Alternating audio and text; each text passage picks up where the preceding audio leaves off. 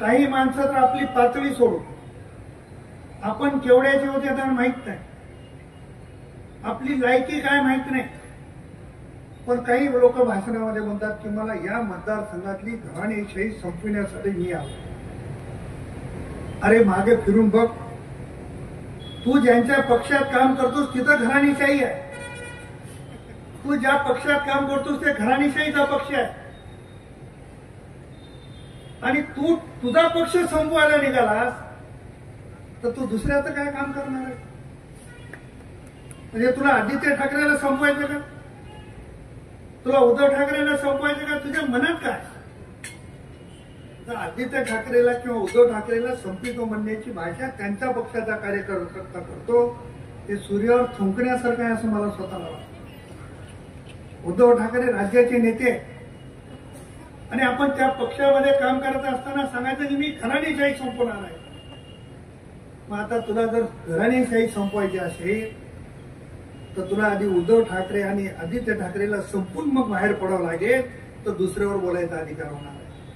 पण आपली पात्रता नाही. आपल्याला भारतीय जनता पक्षाने तिकीट दिलं तर डिपॉझिट गेलं पुण्यामध्ये आणि तिथून मग सोपं काय तर कंधार लोह्यामध्ये जावं, पैसे खर्च करावं, निवडणूक लढवावी, हे जे प्रयोगशाळा करायचं काम चाललंय हे कुठेतरी बंद झालं पाहिजे, हे मी तुम्हाला या निमित्तानं सांगतो. कंधारला परवा भाषण झालं. दातही आपले आहेत, ओटही आपले आहेत, त्याच्यावर फार जास्त बोलणार नाही. श्यामसुंदर शिंदे यांनी सांगितलं की मी निवडणूक लढवायची की माझ्या बायकोनं लढवायची ते आम्ही दोघं जण टॉस करणार आहोत आणि टॉस ज्यानं जिंकल त्यानं निवडणूक लढली पाहिजे. आता टॉस जर समजा उद्धव पाटलासारख्या सोयऱ्यानं केली आणि कोणाची निघाली तर यायचं काही खरं नाही. म्हणजे टॉस टाकायला सुद्धा कोणी तयार नाही. पण माझा सल्ला उद्धव पाटील, बहीण म्हणून, मेहुणा म्हणून, टॉस करायच्या भानगडीत जाऊ नका. एक जण छोट्या पवाराकडून उभा टाक, एक जण मोठ्या पवाराकडून उभा टाक. म्हणजे टॉसही करायचं नको, वाजही नको, किरकिरी नको, जो जितावं शिकलता. अशा पद्धतीचं त्यांनी काम करावं अशी माझी अपेक्षा आहे.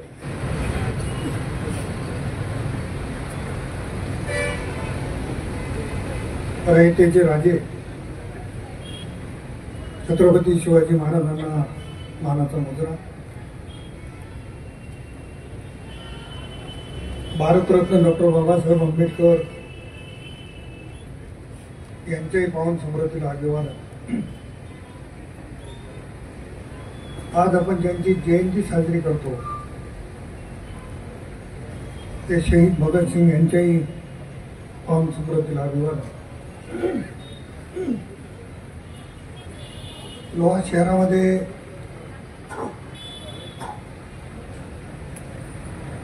होत असलेल्या विविध कामाच्या शुभारंभ प्रसंगी उपस्थित आत्ताच ज्यांचं मंचावर आगमन झालं ते छत्तीसगडमधले आमचे ज्येष्ठ सहकारी आदरणीय भरतसिंहजी, महिला मोर्चाच्या प्रदेशाच्या उपाध्यक्षा प्रणिताताई, भाजपाचे प्रदेश सदस्य माणिकराव मुकदम, माजी नगराध्यक्ष आणि माजी मित्र कल्याण सावकार सूर्यवंशी, माजी नगराध्यक्ष किरण सावकार वट्टमवार, माजी नगराध्यक्षाचे प्रतिनिधी कांबळे सर, ज्यांनी अतिशय सुरेख असं भाषण केलं त्या भाजपाच्या नेत्या आमच्या भगिनी शोभाताई भगडे, आमचे बूथचे प्रभारी श्री पवार, ज्यांनी छत्रपती शिवाजी महाराजांच्या स्मारकाला जागा उपलब्ध करून दिली ते तालुक्याचे माजी सभापती कुशालराव पाटील, मंचावर उपस्थित भास्करवानी जेवढ्यांचे नावं घेऊन सन्मान केला ते सर्व, यांच्या नावाचा उल्लेख करायचा राहिला ते सर्व उपस्थित बंधू भगिनी आणि पत्रकार मित्र,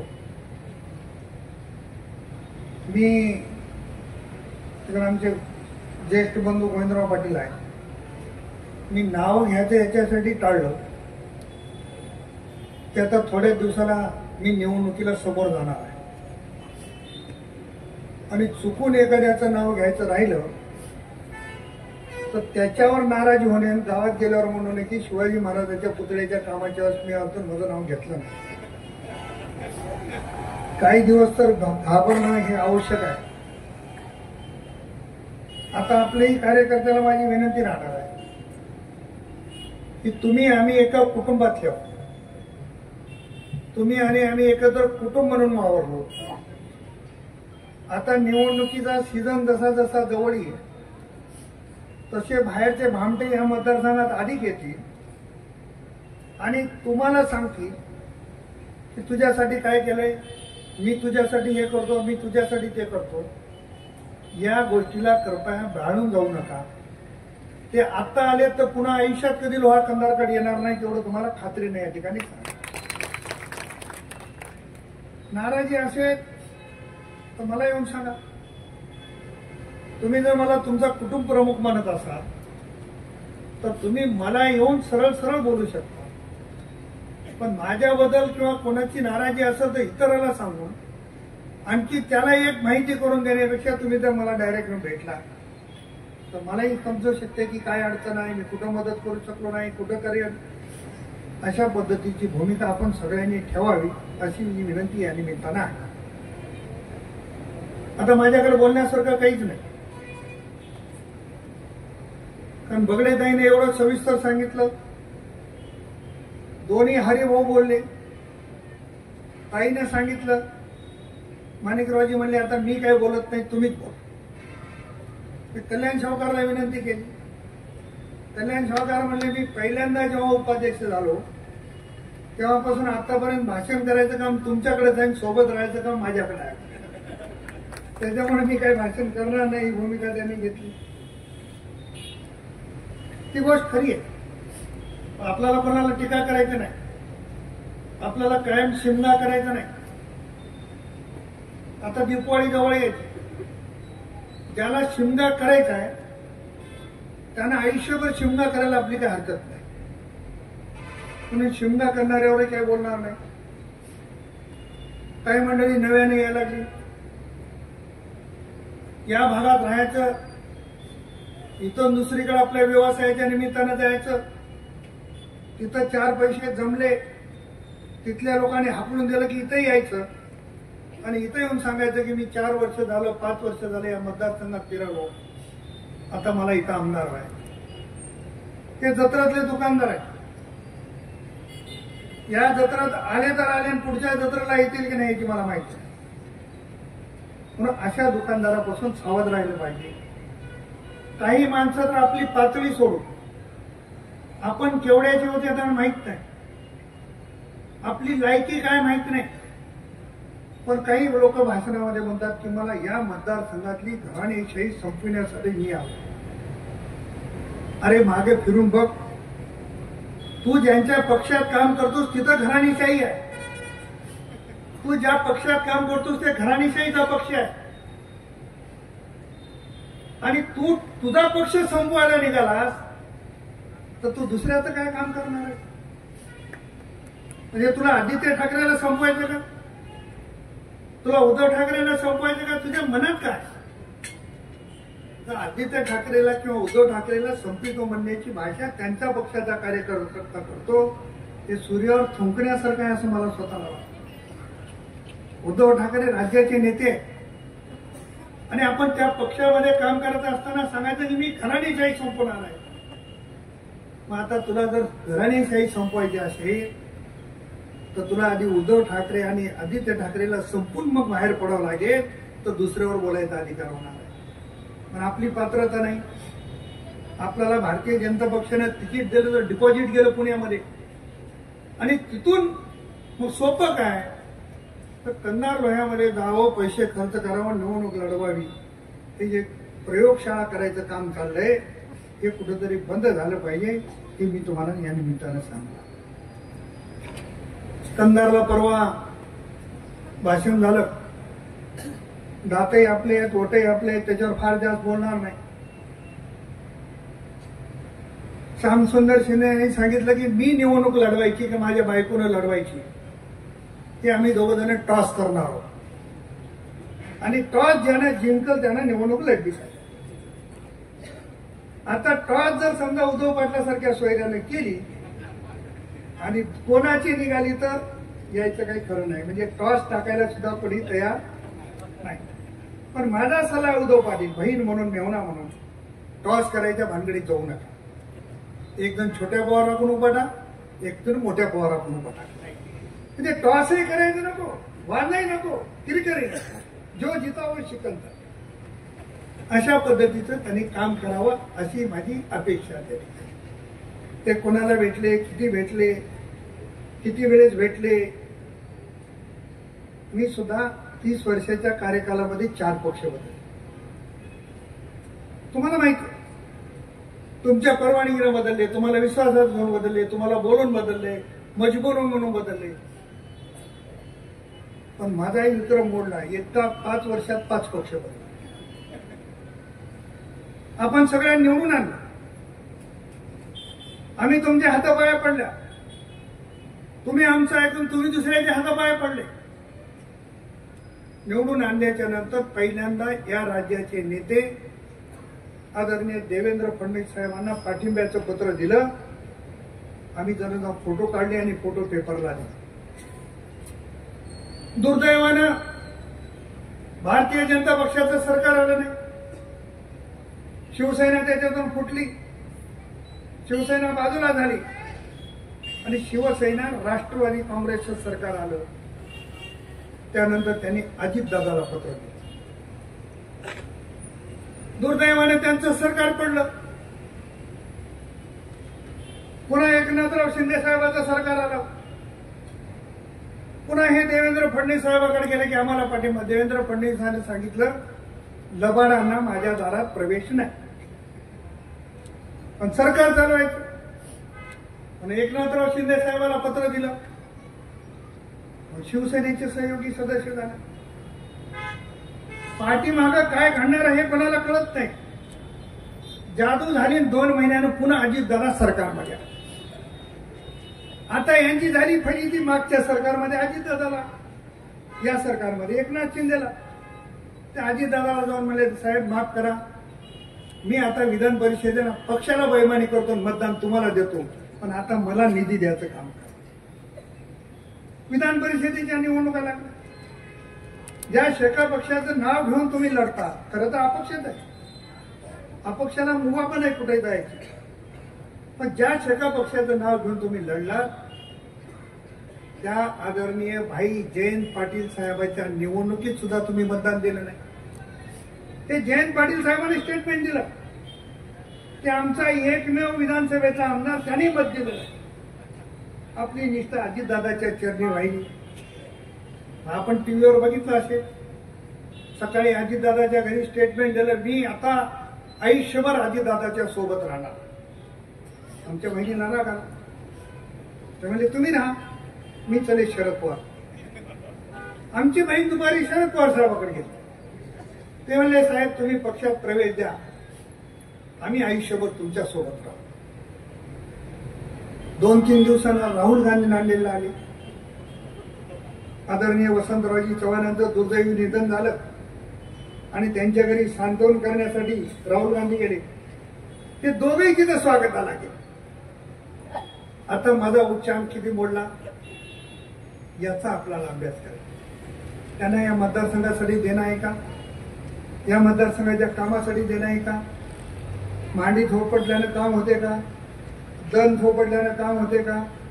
एखाद्या निवडणुकीत मार्केट कमिटी हरली असेल, 25 वर्ष आमच्या ताब्यात होती, तुमचा जन्मही झाला नव्हता, तेव्हापासून मार्केट माझ्या ताब्यात होती, हारजीत होता.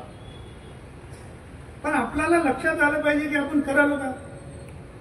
मग काही ठिकाणी भाषणात सांगायचं की मी याच्यावर एवढे उपकार केले की मी याची ही निवडणूक केली, मी त्याची निवडणूक केली, त्याची निवडणूक केली.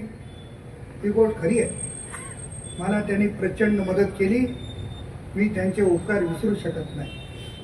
पण इथल्या बसलेल्या लोकांनी एका हाताने मला टाळी वाजवून दाखवा वगैरे, कोणी वाजवून दाखवा. बालाजी पाटील वाजित आहे का? मग मी काहीच केलं नसेल का? पण मी सांगत नाही. घराचं भांडण बाहेर न्यायची माझी प्रवृत्ती नाही. पण अशी जी मंडळी आहे त्यांनी आपली मर्यादा ठेवून बोललं पाहिजे.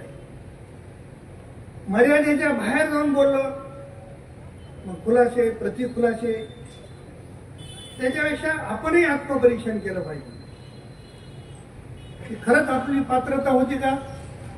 एवढे सगळे पद मिळाले, कशामुळे मिळाले, त्या सगळ्या खोलामध्ये मला जायची गरज नाही. परंतु तुम्ही जर माझ्यावर उपकार केला असाल तर तुम्ही 50 वेळा जर सांगितलं तर तुम्ही उपकार केलेस ते वाया गेले असं तुम्ही स्वतःला समजलं पाहिजे. म्हणून आपण आपल्या दर्जानं वागलं पाहिजे, ही या संस्कृती आहे. आम्ही एवढे वर्ष झाले इथं राजकारण करतो, आम्हालाही विरोधक आहेत, सगळ्या पक्षात विरोधक आहेत, एवढ्या निवडणुका झाल्या. पण एवढ्या खालच्या पातळीचं राजकारण कंधार आणि लोहा तालुक्यात कोणत्याच पुढाऱ्यानं केलं नाही असं माझं मत आहे. पण ही नवीन सवय एवढ्या खालच्या पातळीवर जायची काही मंडळी आणते, ती अतिशय दुर्दैवाची बाब. माझी आपल्याला आग्रहाची विनंती राहणार आहे, आपल्याला ठरवायची की आपल्या मतदारसंघाचा विकास कोण करू शकतो. मी लोकसभेची निवडणूक हारली, पहिल्यांदा लोकसभेची निवडणूक जिंकली. मला अनेक मंडळी भेटायला यायची आणि ते म्हणायचे की पराभवातून काहीतरी चांगलं होणार असेल म्हणून आपला पराभव झाला. तेवढ्यापुरतं मी समाधान मानायचं आणि कामाला लागायची ही भूमिका घेतली आणि लोहा आणि कंधार तालुक्यातूनच विधानसभा लढवणार ही भूमिका स्पष्टपणाने घ्यायची. मला आता सकाळी एकाकडे, दुपारी एकाकडे, संध्याकाळी एकाकडे तिकीट मागायला द्यायची गरज नाही. तसं तर कल्याण चौकात मी ज्या पक्षात गेलो त्या पक्षाचं तिकीट माझ्या खिशात आहे, मी पक्ष सोडणार नाही. आता लोकसभेलाही मला म्हणतात उभा टाका, आणि लोकसभेच्या 2 निवडणुका लढल्या. एक निवडणूक मी हारली.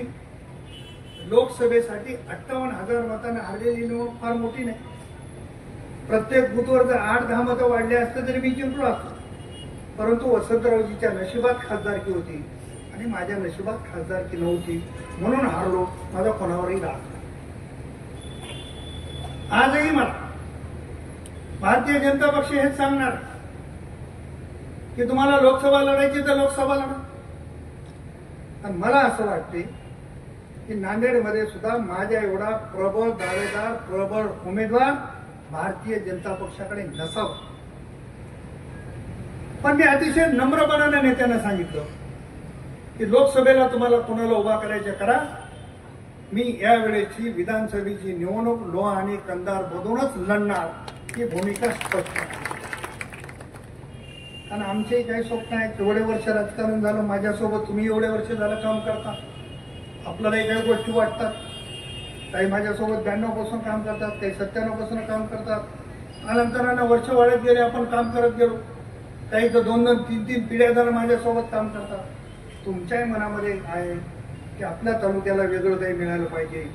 आणि मलाही असं वाटते की एवढे वर्ष झाले, आता नांदेड जिल्ह्यात माझ्या एवढा सिनियर माणूस कोणी नाही, मलाही मिळालं पाहिजे. ती भावना धरून लोहा आणि कंधार मधून विधानसभेची निवडणूक लढवावी हा निर्णय आपण निश्चित केलेला. खासदार झालो, 5 वर्षे जिल्ह्यामध्ये कामं केली, पण कंधार आणि लोह्याच्या मंडळीचा स्वाभिमान वाढेल एवढं काम केलं.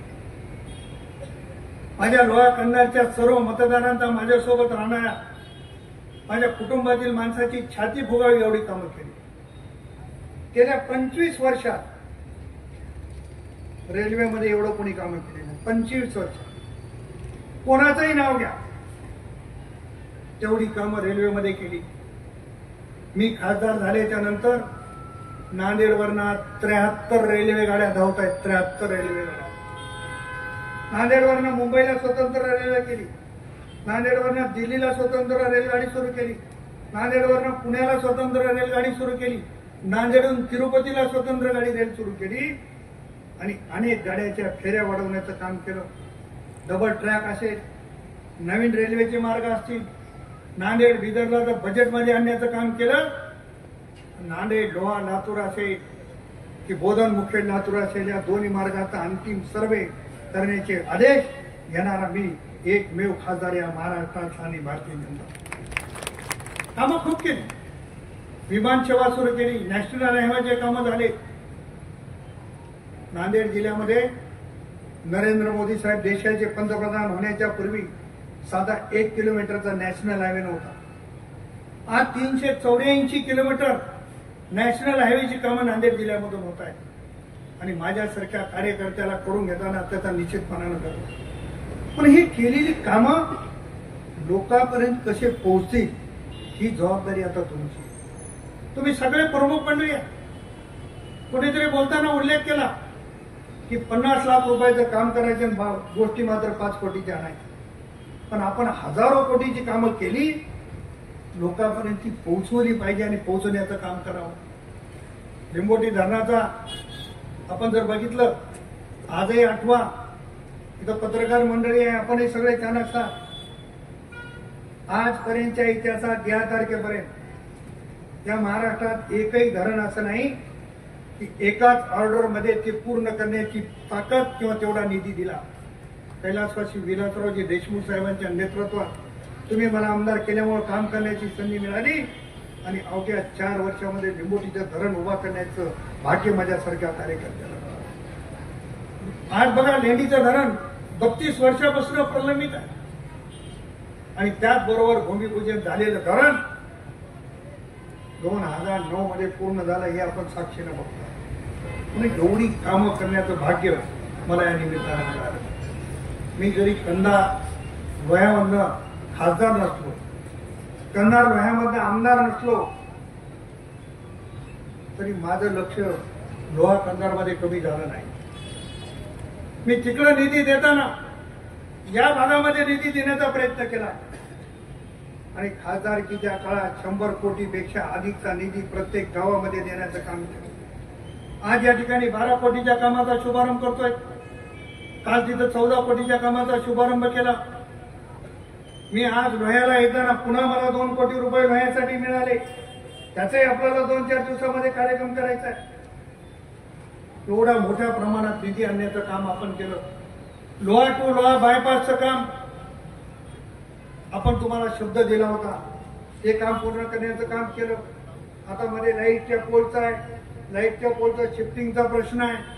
डीपीडीसी मध्ये तो प्रस्ताव ठेवलेला आहे आणि निश्चितपणानं रोड शिफ्टिंगचं काम करून देखील आपल्याला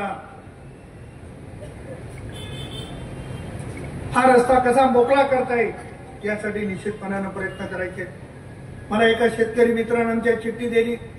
ते सगळं खरं आहे, पण शेतकऱ्याच्या अनुदानाचे पैसे कधी जमा होणार आहे? मला सांगा, असं सरकार तुम्ही बघितलंय का? कधी तुम्ही मागाल ते होय.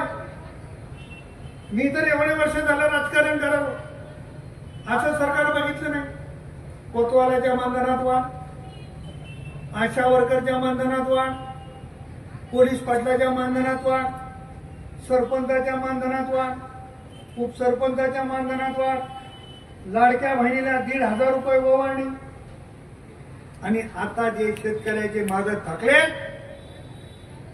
ते 5,000 रुपयाचं अनुदान येणाऱ्या 10 दिवसामध्ये सगळ्या शेतकऱ्याच्या खात्यात जमा करण्याची भूमिका सरकारने घेतलेली आहे. वीज बिल माफ करायची भूमिका सरकारने घेतलेली आहे. आता आपली जबाबदारी आहे की हे सरकार एवढं देते तर हे जर टिकवायचं असेल, पुन्हा हेच सरकार सत्तेवर आलं तर टिकते.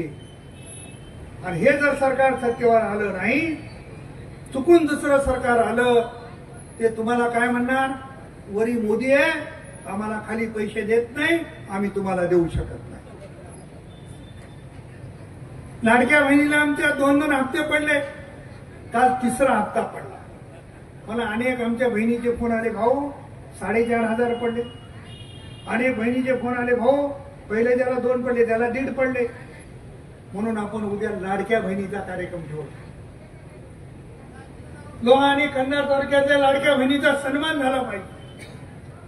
म्हणून उद्या महाराष्ट्राच्या आमच्या रणरागिणी, नाव वाघ आहे पण असलेली वाघी चित्राताई वाघ हे येत आहे. विकी गार्डन मध्ये कार्यक्रम ठेवलाय.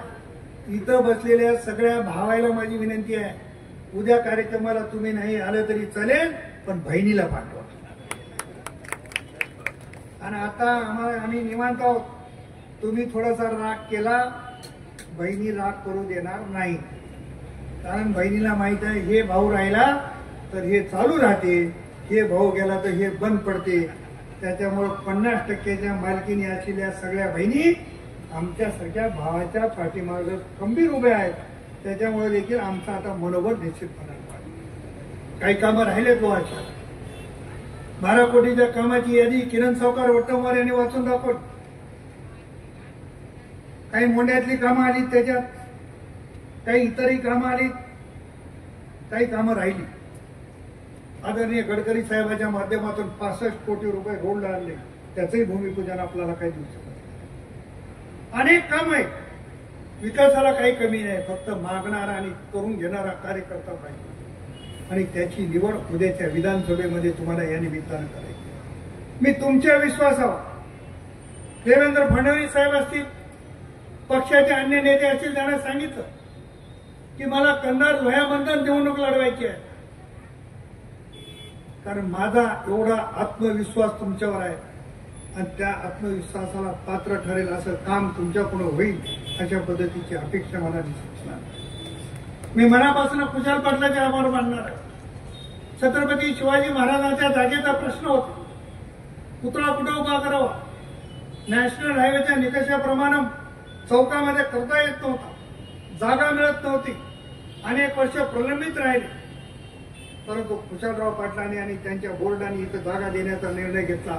त्यांचं मनापासून मी अभिनंदन करणार. आणि त्याच दिवशी आम्ही ठरवलं होतं की छत्रपती शिवाजी महाराजांचा पुतळा असेल, बौद्ध बांधवासाठी असलेलं बौद्ध विहार असेल, मुस्लिम बांधवासाठी असलेल्या शादीखान्याचं काम असेल, अनेक रस्त्याची कामं असतील. जुन्या लोह्यामधनं बाहेर पडायला खूप मोठी अडचण होती. एकच रस्ता होता, एक समोरून गाडी आली तर गाडी जात नव्हती. परंतु आता सुदैवानं नॅशनल हायवे झाला म्हणून जुन्या लोह्यातली 25%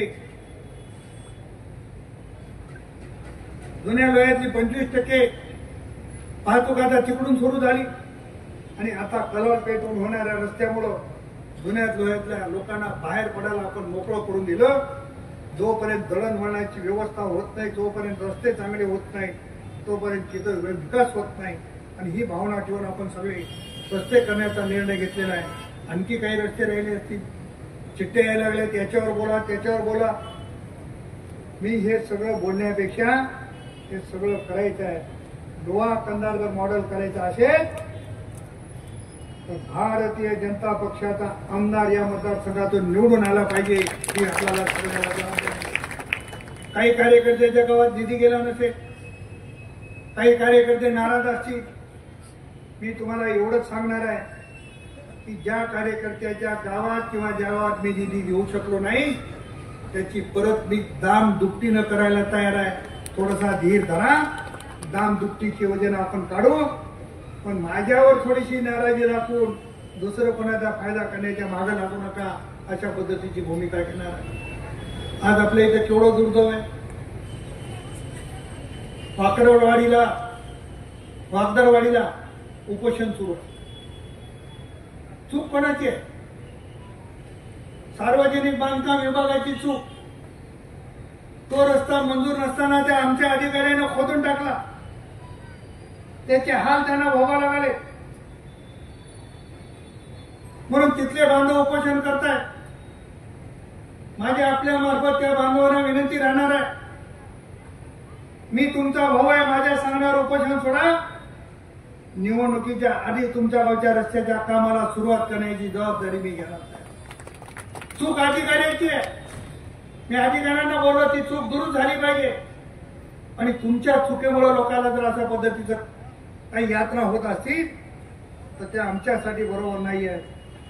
मी वरिष्ठांना बोललो, आज बांधकाम खात्याच्या मंत्र्याला देखील सांगितलं, त्यांना देखील विनंती केली आणि त्यांनी मला बांधकाम खात्याचे मंत्री आदरणीय रवींद्र चव्हाण साहेब यांनी सांगितलं की येणाऱ्या 2-3 दिवसामध्ये जवळपास 3.5 कोटी रुपये खर्चाच्या कामाला त्या ठिकाणी मी मान्यता देणार आहे आणि तुम्ही माझे प्रतिनिधी म्हणून जाऊन उपोषण सोडवा, ही भूमिका सरकारने मला सांगितली.